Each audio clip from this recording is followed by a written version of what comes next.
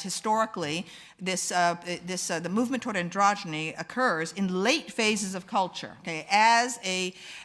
civilization is starting to unravel, okay, and that you can find it again and again and again through history in the Greek art, okay, you can see it happening. All of a sudden, okay, there's a kind of there's the sculptures of handsome nude young men athletes that used to be very robust, okay, in the archaic period suddenly begin to seem like wet noodles, okay, toward the end, okay, and that the people who live in such periods, a late phase of culture, whether it's the Hellenistic era, whether it's the Roman Empire, whether it's the Mauve decade of Oscar Wilde in the 1890s, whether it's Weimar Germany, people who live at such times, okay, feel that they're very sophisticated, they're very cosmopolitan, okay, and homosexuality, heterosexuality, so what, anything goes, and so on, all right, but from the perspective of historical distance, okay, you can see that it's a culture that no longer believes in itself, okay, and then what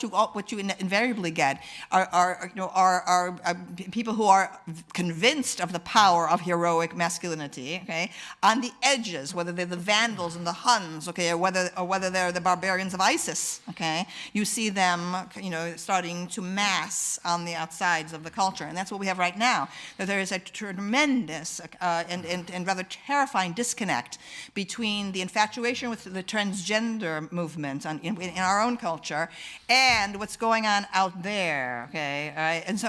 I mean that's why I'm concerned. I feel it's ominous, okay. I question whether the transgender choice is indeed genuine in every single case. But what concerns me is when well-meaning adults, believe that they're helping people by making it easier some permanent change in the body from which there is no going back.